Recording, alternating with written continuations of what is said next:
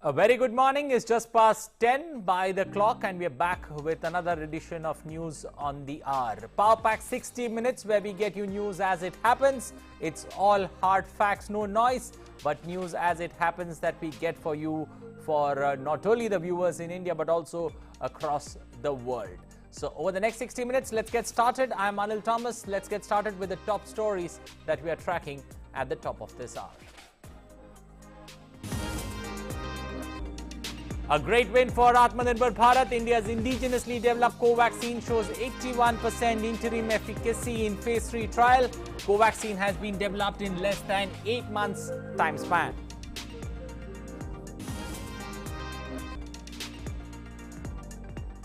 Canada thanks India for sending 500,000 doses of COVID-19 vaccines. Canada is the first Western nation and the only G7 country to receive vaccines from India under the Vaccine Maitri initiative. External Affairs Minister Dr. S. Jaishankar on a day-long visit to Bangladesh today to take stock of the progress in bilateral relations between the two countries. Dr. Jaishankar will meet Bangladesh Foreign Minister and will call on Prime Minister Sheikh Hasina in Dhaka.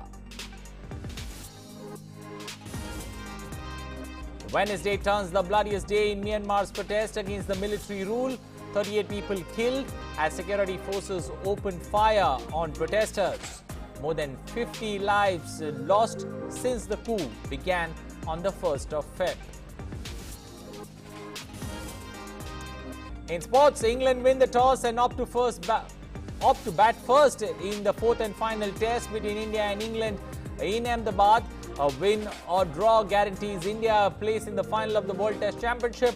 A loss will help Australia more than England.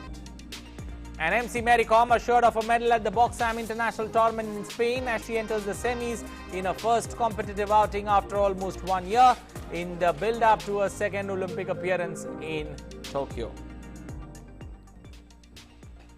Well, those were the headlines at the top of this hour. Now for the stories in detail, starting first up with vaccine and ICMR talking about the indigenously developed vaccine by India. Indigenous COVID-19 vaccine Covaxin has demonstrated interim clinical efficacy of 81% in its phase 3 trial. The trial involved 25,800 participants across 21 sites. The first interim analysis is based on 43 cases, of which 36 cases of COVID-19 were observed in the placebo group versus 7 cases observed in the Covaxin group, resulting in vaccine efficacy of 81%. The vaccine is developed by Bharat Biotech in partnership with the Indian Council of Medical Research. The ICMR in a tweet said, and I quote, "A great win for Atmanirbhar Bharat. India's indigenously developed Covaxin shows 81% interim efficacy in phase 3 trial.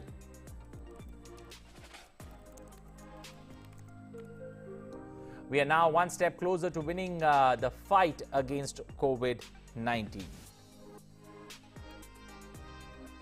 Covaxin is the first COVID-19 vaccine that has been developed completely in India in March 2020 following the successful isolation of the SARS-CoV-2 virus at the ICMR, National Institute of Virology. The ICMR entered into a public-private partnership with BBIL to develop the virus, isolate it into an effective vaccine candidate. ICMR along with NIV characterized the vaccine developed by BBIL through in vitro experiments and electron microscopy studies. Phase 1 and Phase 2 clinical trials conducted in 755 participants demonstrated high safety profile of the candidate vaccine with seroconversion rates of 98.3% and 81.1% on day 56 and 104 respectively. A total of 25,800 individuals have been vaccinated with 2 doses of Covaxin across 21 sites in the country in the phase 3 trials. Covaxin's ability to neutralize the UK variant strain of SARS-CoV-2 has also been established.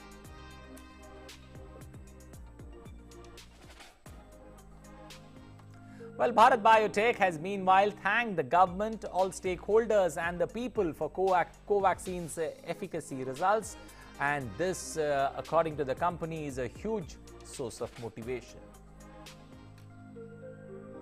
Covaxin has been a great journey for each and every one of us at Bharat Biotech since April 2020, ever since we embarked on this journey to try and attempt and hopefully deliver an effective, safe COVID-19 vaccine to India and to the rest of the world.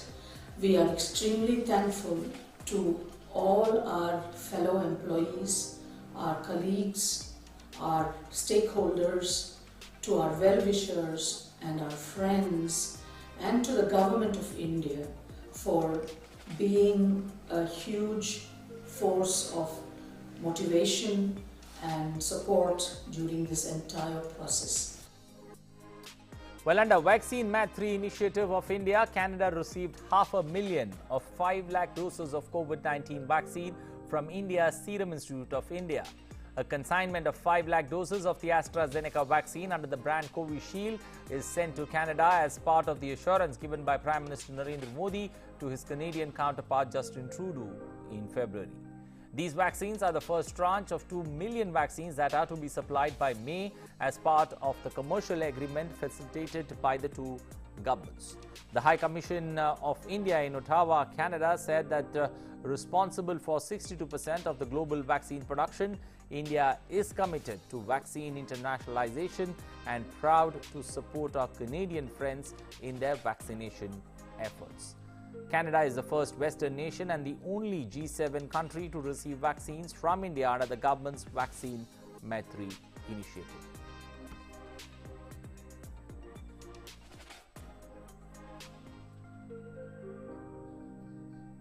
Well, for more on this story, we've got our correspondent joining us, Abhishek Jha, this morning. Abhishek, a pleasure having you here this morning. How do you look at this particular development, Abhishek? The first Western country, the first G7 country to get 500,000 or, close to 5 lakh doses of Covaxin. Is this taking that Vaccine Maitri initiative forward now, across the 7 seas? Anil, actually, this is like a little paradoxical when the world is having the fiercest crisis in the last century. Okay. India is the only country that they have to look for the solution. And over the last few decades, what India had actually invested in, the all development, research, and scaling up capacity, the logistical scale of vaccination, India has actually become the lone solution provider for this crisis at this point of time. Imagine a country like Canada, which is part of G7 group, has to be dependent on India's supply of vaccine. Okay. In fact, UK is also going to get the tranche of vaccine from Serum Institute of India. In fact, that vaccine was discovered in collaboration with Oxford and Serum Institute of India only. But we'll have to acknowledge the fact that India's years of experience and years of investment has come very handy at this time of crisis when the world has no solution. And with this vaccine maitri drive, India has also tried to present itself as one country which is looking for the larger humanitarian cause and is not trying to commercialize the capacity it actually has.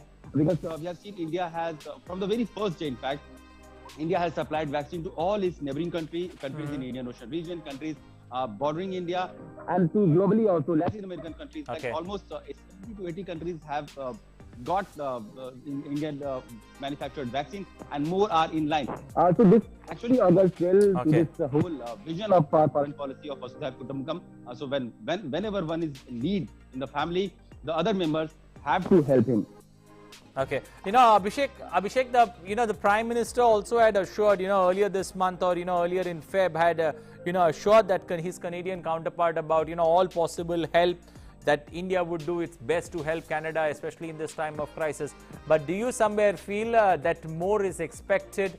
Is Serum Institute expected to supply more vaccines to Canada? And which are the other countries there in the pipeline, Western countries, or for that matter, the big nations that are craving to get vaccines from Serum Institute of India? So, Anil, this Canada is actually India has assured Canada of almost 2 million doses of COVID vaccine. Of that, 500,000 has been supplied, and the remaining will be supplied in a phased manner, because India is trying to supply the vaccine at the same time to various countries in different geography of the world.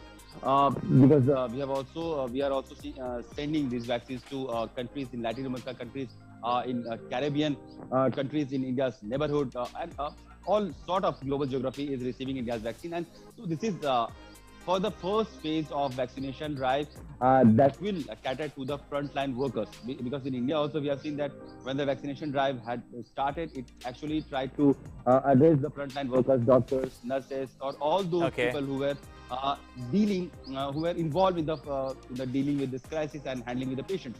So the first tranche of vaccine, or first consignment of vaccine going across the globe is actually aimed to address that concern. And for the regular vaccination, or for the larger population vaccination, more supply will be happening as soon as more capacity and more scaled up production will happen from the Serum Institute of India. Okay, also when you look at, especially now with Covaxin, that's Bharat Biotech's vaccine showing great results, purely in its phase 3 trials. How do you see it? Will there now be a quantum push with regards to Bharat Biotech's Covaxin also, drawing larger interest, especially countries that are looking for, vaccine alternatives and vaccines to come from any part of the world where, results are showing, great numbers? Of course, Anil, with this latest result, third trial result, and this efficacy that is almost 83%, is something is literally boost in the arm for this whole vaccination drive in India, because initially it was a lot of criticism had been for this Covaxin, and why this trial was allowed, and why this vaccination was allowed, even despite the vaccine did not have the phase 3 trial results out. But with this result of vaccination's third trial with 83% efficacy, now everybody can be assured of it. In fact, Prime Minister himself had taken this vaccine, and that was kind of a message that this vaccine is totally safe, this is totally cheap, and 100% India produced. And now, when the global supply chain, like world over, it was also a little bit apprehension because the third phase trial were not out. So now, with this result out, India can actually, with this Serum Institute of India vaccine and COVID Biotech's vaccine, India can supply the world a vaccine in more numbers and in quick supply. So this will ensure, larger vaccination drive across the globe in a very short period of time in the days to come. Okay, Abhishek, we'll leave it there. Thank you and appreciate you joining us this morning with those updates there on vaccine. Metri now crossing over to the Western country there, especially Canada, getting that first consignment of 500,000 doses of the Serum Institute of India vaccine. Remember, Canada has to get, as Abhishek put it, roughly close to 2 million vaccines, so roughly around 15 lakh vaccines still to be sent to Canada. And the Prime Minister there had talked about helping Canada, especially in this hour of crisis, and clearly India going one step forward in helping Canada overcome the crisis when it comes to vaccines. Well, moving forward, United Kingdom will receive 10 million AstraZeneca COVID vaccine doses from India. The vaccine doses made by the Serum Institute of India. The UK government said in a statement that Britain has ordered 100 million doses of AstraZeneca COVID-19 vaccine, of which 10 million doses will come from the Serum Institute of India. A slew of low and middle income countries ranging from Bangladesh to Brazil are dependent on Serum Institute of India. AstraZeneca's vaccine, that is branded Covishield, but the demand has been growing from Western countries. It is also providing doses to the Covax program backed by the World Health Organization and the Gavi Vaccine Alliance.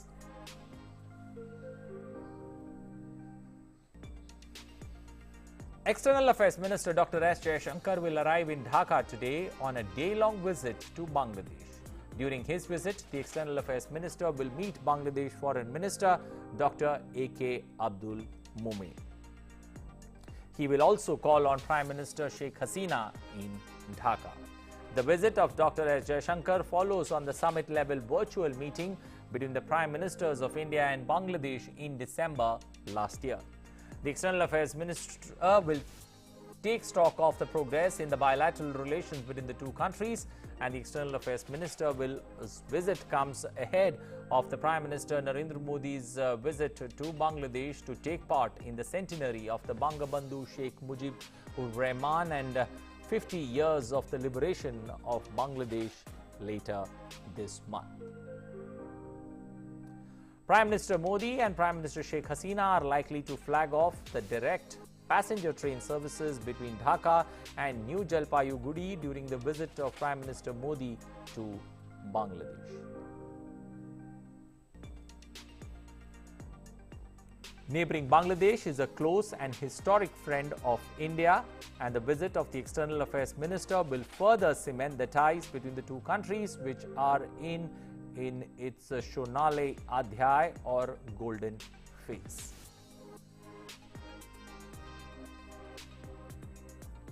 Well, India will commemorate the Chabahar Day today on the margins of the Maritime India Summit 2021. The event will be held virtually. Ministers from Afghanistan, Armenia, Iran, Kazakhstan, Russia and Uzbekistan will participate in the event. External Affairs Minister Dr. S. Jaishankar will address the ministerial level opening session. MOS for Ports, Shipping and Waterways Mansukh Mandavia will deliver the keynote address. The ministerial level opening session will be followed by 2 webinar sessions on the development of port infrastructure.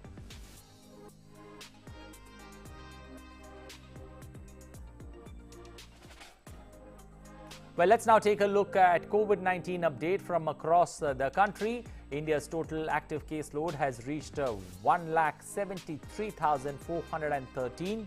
India's active or present caseload now stands at 1.55% of India's total positive cases. Over 1,08,26,000 people have recovered from COVID-19 so far in India. Over 1,66,16,000 beneficiaries have also been vaccinated across the country.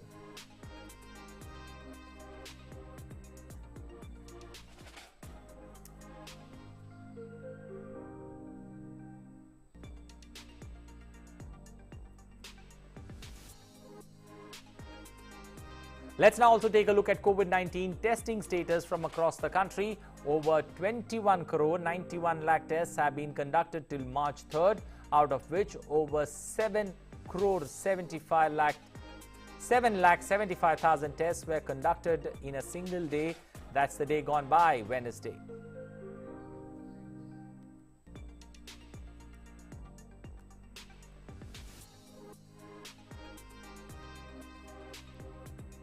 India has ramped up the COVID-19 vaccination drive, with the COVID-19 vaccination drive in full swing.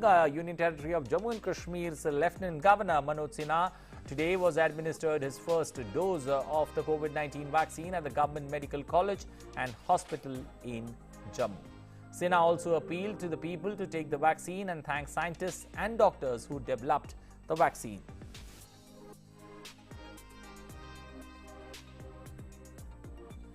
Medical college में मैंने Covishield vaccine लिया है corona के लिए, और मुझे लगता है कि मुझे तो पता ही नहीं लगा कि वैक्सीन भी लगी है।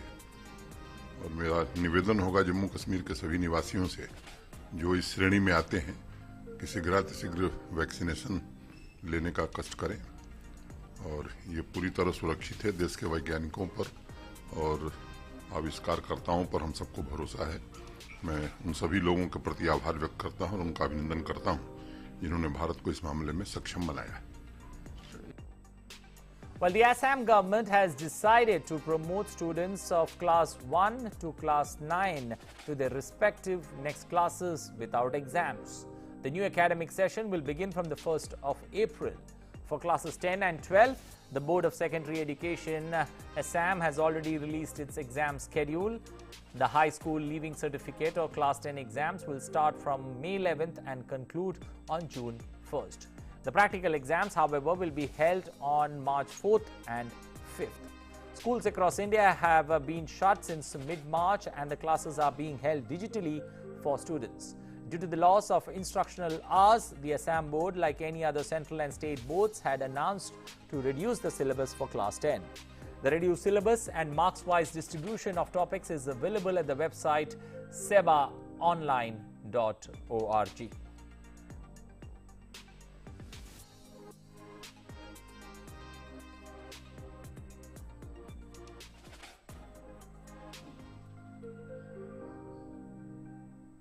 In Odisha, a devastating fire broke out in the wilds of the Simlipal National Park and the Tiger Reserve in Mayurbhanj district. Even after more than a week, forest fire continues to rage in one of the largest biospheres of India. According to reports, fire has spread to 8 out of the total 21 ranges of the forest division so far. Expressing concern, Union Environment Minister Prakash Javadekar has sought a report from officials and ordered immediate action. Odisha Chief Minister Naveen Patnaik has also reviewed the situation, while the state government on Wednesday had sent a high-level team to the spot to examine and monitor the situation. The Chief Minister also informed that the fire is under control and there is no loss of lives or any other damage to the big trees so far. The state has issued an SOP to deal with the situation. Simlipal forest is spread across 2,750 square kilometers, while the sanctuary is home to a wide range of wild animals that include tigers, elephants, and several other species.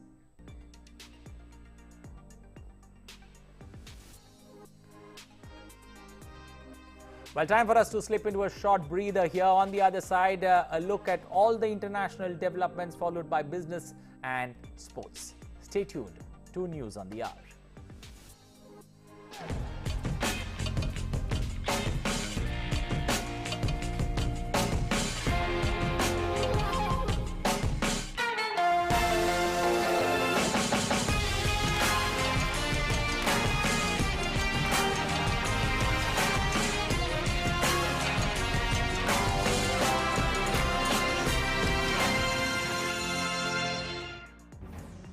A global pandemic that's causing havoc worldwide.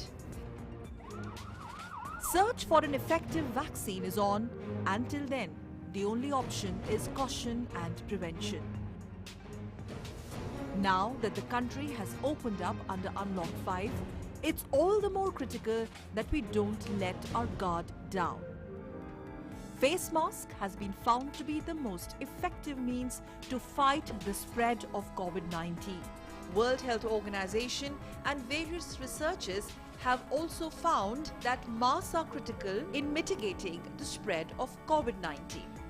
When you wear a mask, you protect yourself and people around you.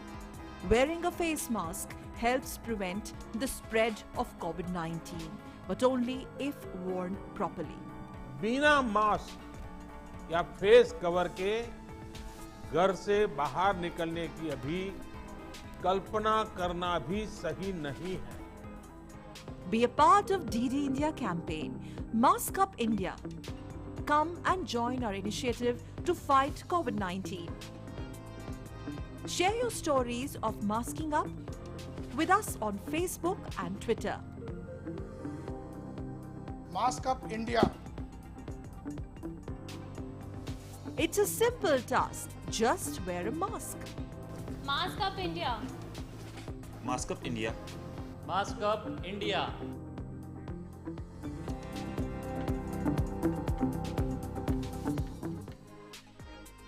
Welcome back to News on the Hour. Time now to take a look at all the international developments. Starting first up with Myanmar, where security forces opened fire on protests against military rule yesterday, a day after neighboring countries called for restraint and offered to help Myanmar resolve the crisis. 38 people have been killed in the Southeast Asian nation yesterday, while the total death toll is now around 50.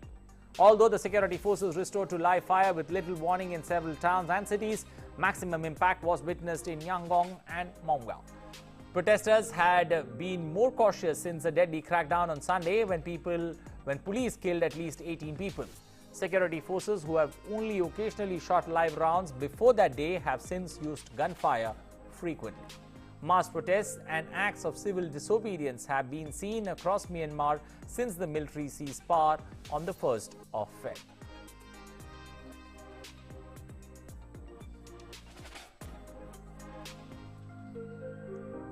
The United Nations has described yesterday as the bloodiest day since the coup took place a month ago in Myanmar. UN's envoy to Myanmar, Christine Bergner, has said that there are shocking images coming out of the country. Today, it was the bloodiest day since the coup happened on the 1st of February. We had only today, 38 people died. We have now more than over 50 people died since the coup started, and many are wounded. Altogether, we have around 1,200 people are now detained, and many families don't know where their members of the families are detained, if they are healthy or not. So how can we watch this situation longer? The United States was appalled by Myanmar's security forces' violent crackdown on Wednesday. At a State Department news briefing, spokesman Ned Price called on Myanmar authorities to release an Associated Press journalist and 5 other members of the media who have been detained and charged with violating a public order law. We are appalled and revulsed to see the horrific violence perpetrated against the people of Burma for their peaceful calls to restore civilian governance. We call on all countries to speak with one voice to condemn brutal violence by the Burmese military against its own people and to promote accountability for the military's actions that have led to the loss of life of so many people in Burma. Well, federal authorities yesterday warned that it had obtained intelligence pointing to a possible plot by a militia group to breach the building on or March 4th, that is today, an alleged plan with echoes to the Jan 6th Capitol attack. The intelligence has been obtained by the FBI, the Department of Homeland Security, and the U.S. Capitol Police Department. A U.S. Capitol Police statement, however, did not name the organization but called it an identified militia group. Authorities have said right-wing extremists were part of a mob of supporters of former President Donald Trump that stormed the Capitol. The U.S. Justice Department has charged over 300 people with taking part in the Capitol siege, in which 5 people, including a police officer, were killed.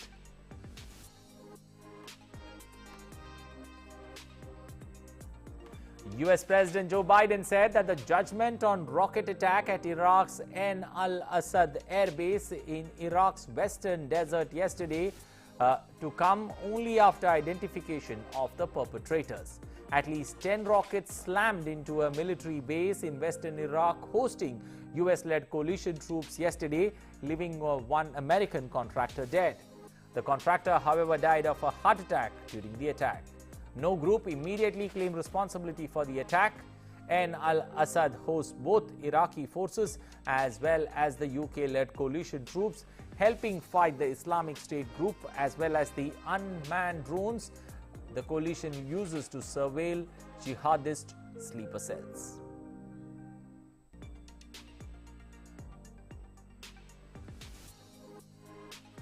We are following that through right now. Thank God no one was killed by the rocket. One individual, a contractor, died of a heart attack. But we're identifying who's responsible, and we'll make judgments from that point. Well, the attack comes days before the first ever visit by Pope Francis, who said he would still make the visit so as to not to disappoint the Iraqi people. Pope Francis said his predecessor, John Paul, was not allowed to go in 2000, and thus the people cannot be let down for a second time. Pope Francis, who is due to leave tomorrow, asked for prayers so that the visit can take place in the best possible way.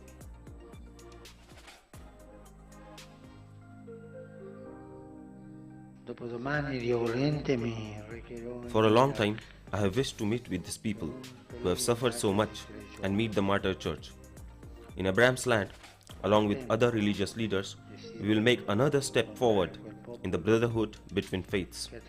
I ask you to accompany me with your prayers on this apostolic trip, that it may take place in the best way possible and bring some benefits. The Iraqi people wait for us. They waited for St. Pope John Paul II. His visit was not allowed to take place. The people cannot be let down for a second time. Pray for this trip, that it may happen in the best way possible.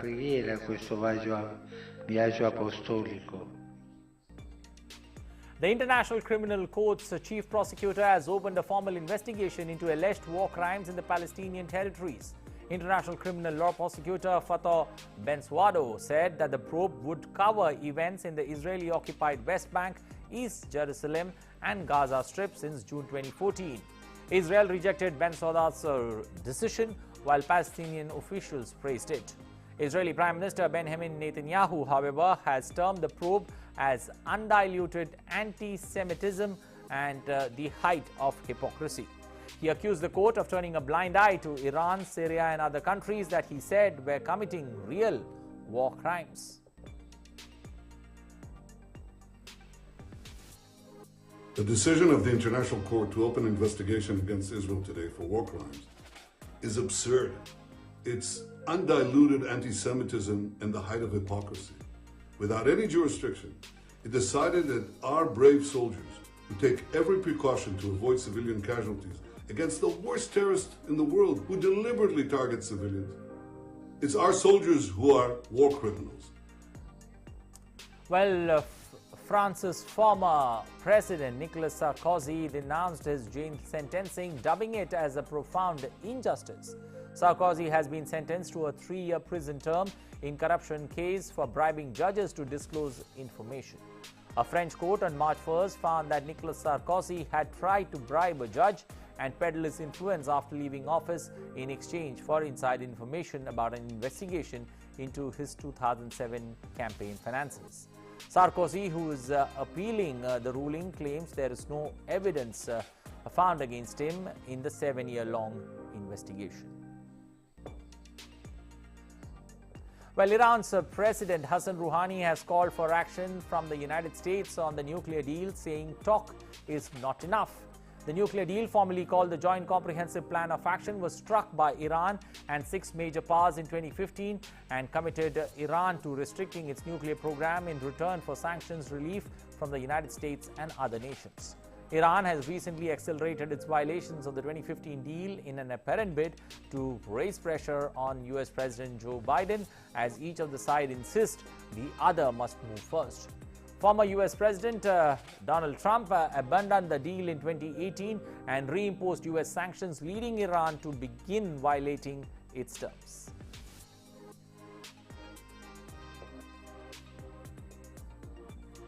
Israel has linked the ship that polluted its coast with oil spill to Iran. Environment Protection Minister Gila Gamiel said that the Libyan vessel set off from Iran via the Persian Gulf and Suez Canal while keeping its radio silent. According to the minister, the ship named Emerald is a crude oil vessel which entered Israeli waters in East Mediterranean and polluted the sea on its way. Environment groups are calling it an ecological disaster that could take years to clean up. There was no immediate comment from Iran. This is environmental terror. We have succeeded in identifying these who polluted our country's shores and will bring them to justice. We will sue for compensation in the name of all the citizens of Israel for the damage to the health, the nature, and the flora and the fauna. Now we are finding out that Iran is operating terrorism, not just by using nuclear weapons or by trying to establish itself around our borders. Iran is operating terrorism by damaging the environment. And when Iran is damaging the environment, it isn't just hurting the state of Israel. In Colombia, 10 members of a rebel group were killed, whereas 3 were captured in a bombing in southeastern Guarani province. The joint operations was carried out by the police and the military forces. The dissident groups rejected the peace deal agreements and were accused of many crimes. Security forces estimate some 2,500 fighters among the rebels.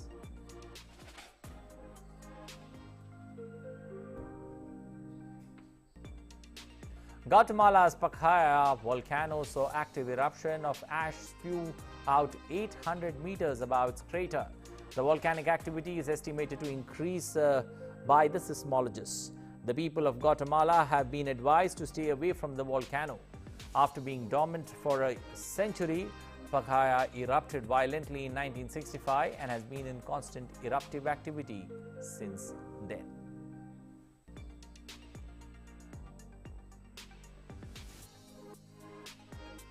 Well, let's now take a look at updates on COVID-19 from across the world on how the numbers are. So far, over 11 crore 57 lakh 31,000 people have contracted COVID-19 globally, while the tally of recoveries now stand at 9 crore 14 lakh 40,000 people who have recovered from COVID-19 worldwide. When you look at the death numbers or the fatalities that one has seen across the world, that number is moved to 25 lakhs 71,000 people having lost their battle against COVID-19. United States continues to remain the worst affected from COVID-19, where more than 2 crore 94 lakh 56,000 cases of COVID-19 have been quoted, and the fatalities have crossed 5 lakh 31,000 in America, followed by Brazil, which has registered over 2 lakh 59,000 deaths.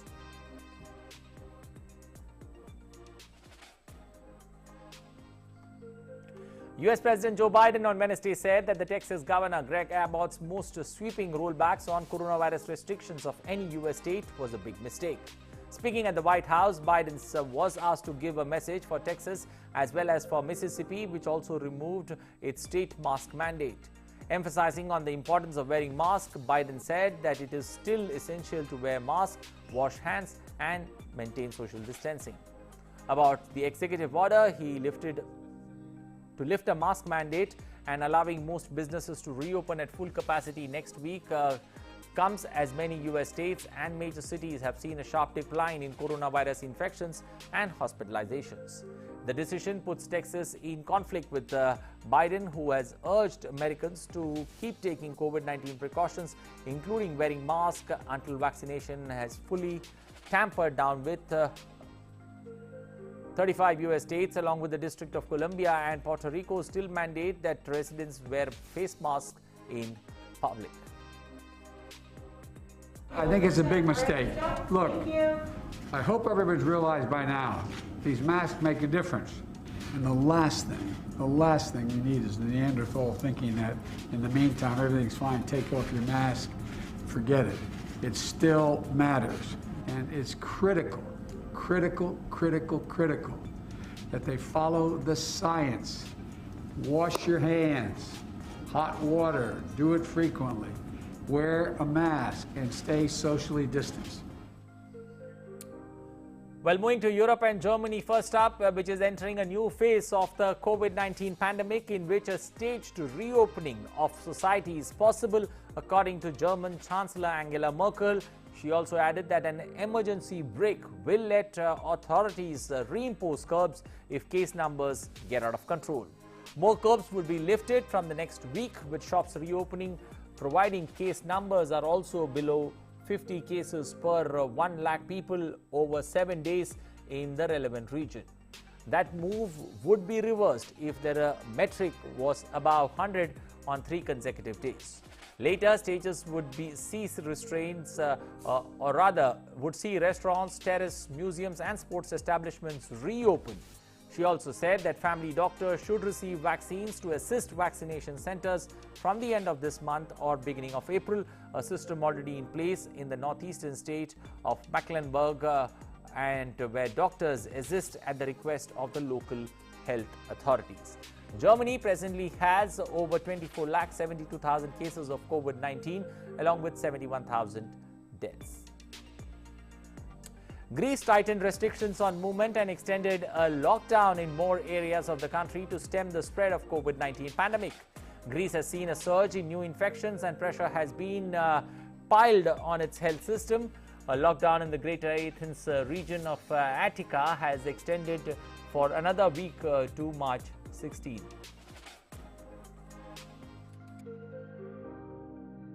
This move came about as there was no sign of a reduction in cases, and to avert overcrowding in hospitals, travel by car to other districts for outdoor exercise have all been restrained, and supermarkets shopping has been restricted to a 2-kilometer radius.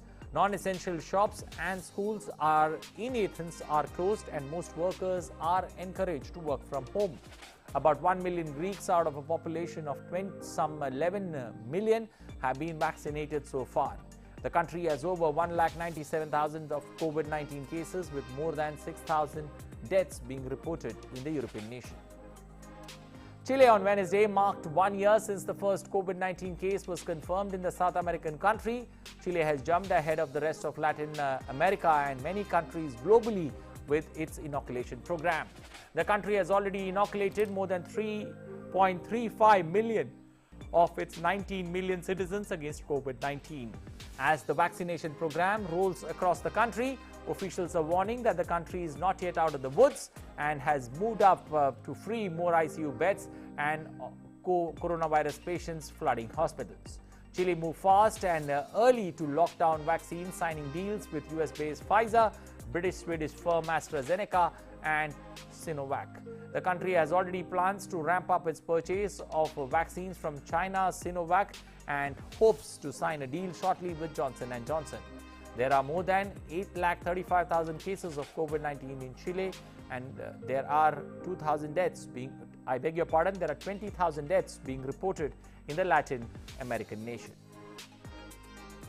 Staying with Latin America, Brazil's most populous state, Sao Paulo, on Wednesday announced tough new measures to slow a snowballing coronavirus outbreak stoked by a stuttering inoculation drive and an infection's new variant that threatens to internationally isolate the country.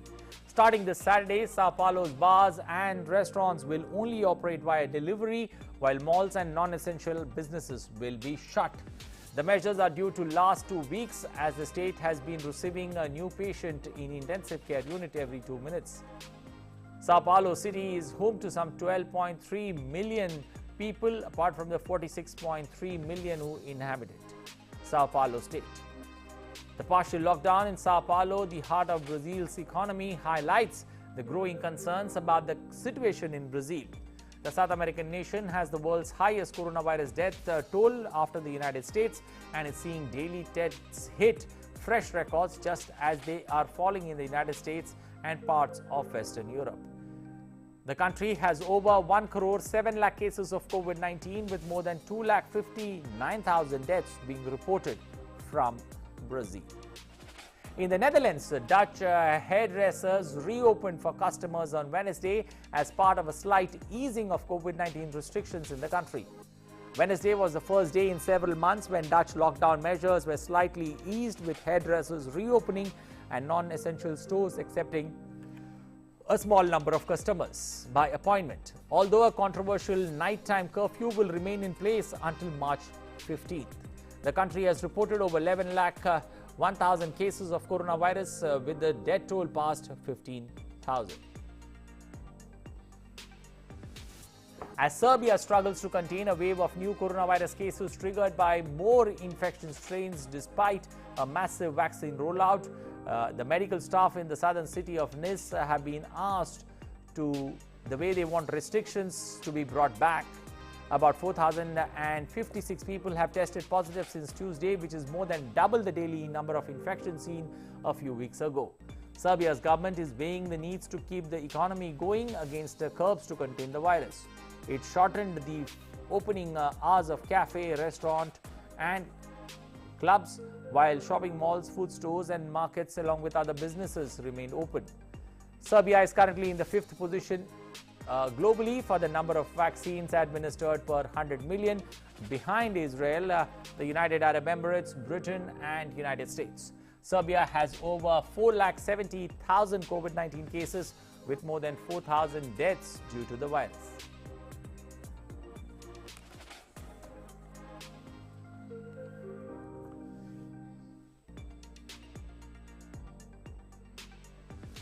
Well, time for us to slip into another breather here. On the other side, news from the stock markets and also a look at that fourth test between India and England in Ahmedabad. Stay tuned. Namaste land. Marhaban ila al-Hind. India. Salam India. Namaste India. Namaskar Bharata.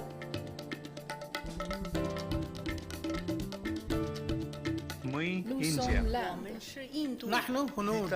India. माँ हिंदी हस्ती Hindiani. Salam Hindustan. We are India.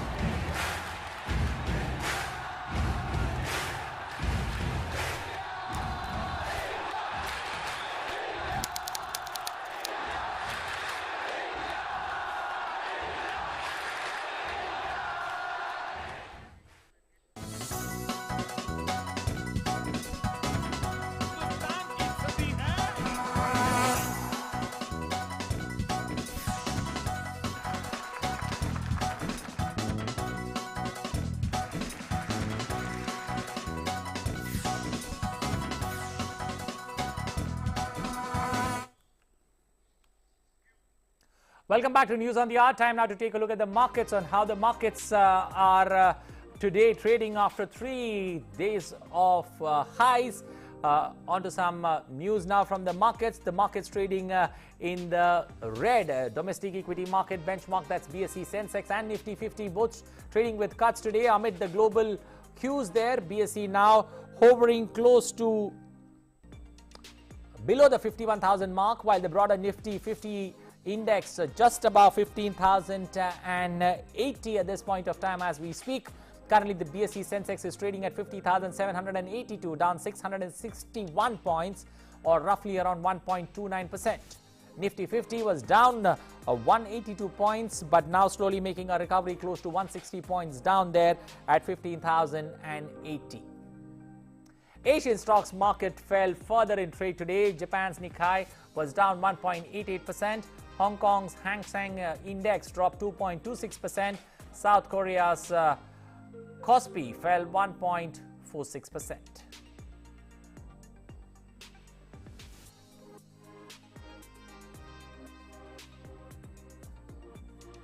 So the market trend of being in the red seen across all sectors, not only in India but also the broader markets, that's the world market at large.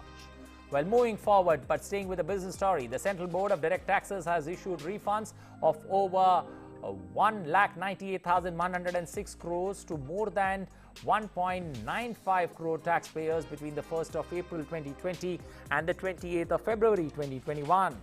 Of this, personal income tax refunds amount to 70,572 crores. They have been issued to over 1 crore 92 lakh taxpayers, and corporate tax refunds of 1.27 lakh crore, which has been issued to 2 lakh 19,000 cases. Well, offer for sale of government shares in engineering and construction organization IRCON got a great response on day one. On Wednesday, the issue subscribed 3.3 times of the base price at a clearing price above the floor price by non-retail investors. Government has decided to exercise the green shoe option for an over-allotment option. The retail investors will bid for it today. Meanwhile, the shares of IRCON International today opened in the red.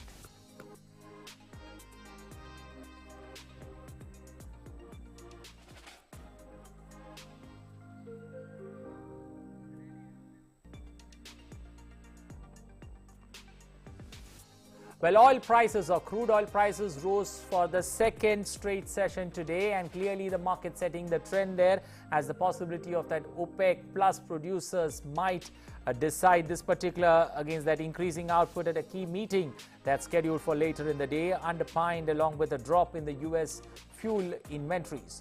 Brent crude futures added 11 cents or 0.2% to $64.18 per barrel after climbing more than 2% on Wednesday. US West Texas intermediate crude futures were unmoved at $61.28 per barrel. The Organization of Petroleum Exporting Countries, or OPEC, and allies together called OPEC are considering rolling over production cuts into April instead of raising output as a recovery in oil demand remains fragile due to the COVID-19 crisis.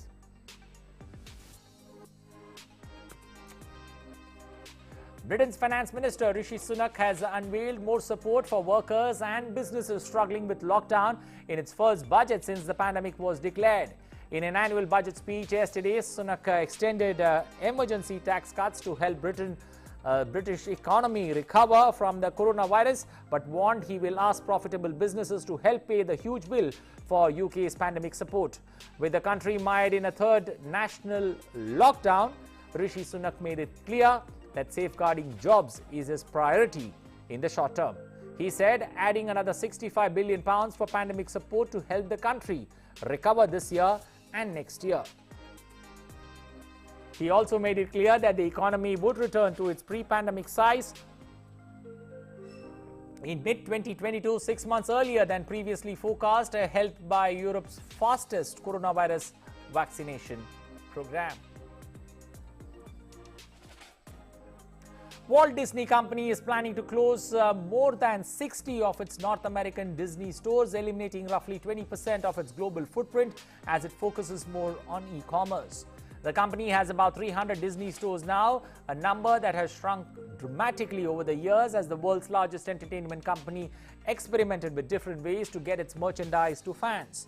As part of a push to rely less on its own brick-and-mortar shops, Disney has made its website more consumer-friendly and opened boutiques within other retailers, including stores in its theme parks and those owned by others.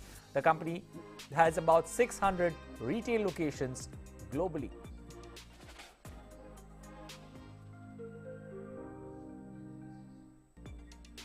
Well, on to sports news now. The fourth test between India and England is being played in Ahmedabad. England won the toss and elected to bat first there in that final test match between India and England. This is a very important test match, especially for England, because if they manage to win this particular test match, they can knock India out and send Australia into the World Test Championship in Lord's that takes place in Chennai, where New Zealand has already booked its place. Well, England batting first, I beg your pardon, we're 45 for 3 when reports last came in. So England in a spot of bother again, batting first on this particular track, but not being able to do much on this in this particular test match there once again. Well, for more on the story, Gaurav joining us this morning from the newspaper. Gaurav, good morning. Gaurav, how do you look at this particular test match? 45 for 3. A bad toss, I would say, a bad toss to win, deciding to bat first, and England again in a spot of bother.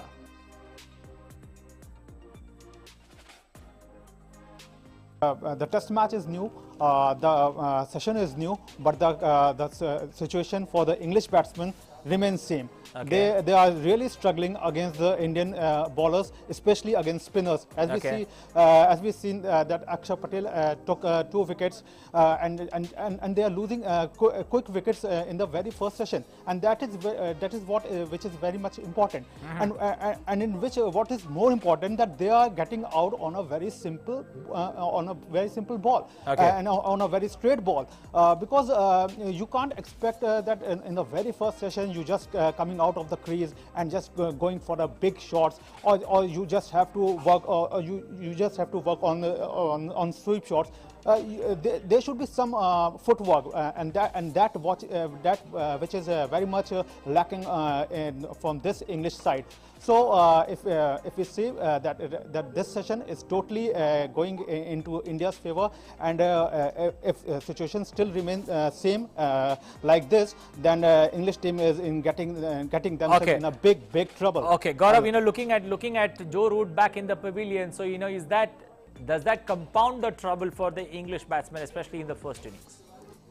Yeah, especially if your captain is now in the pavilion, then what you are getting to set a morale to the other team players, because it is very important that the captain should lead from the very front, and that is something is not getting from this English side. If we look out when the series started, they just batted very well, and they scored 578 in the first test match, and in that test, Joe Root has slammed a century.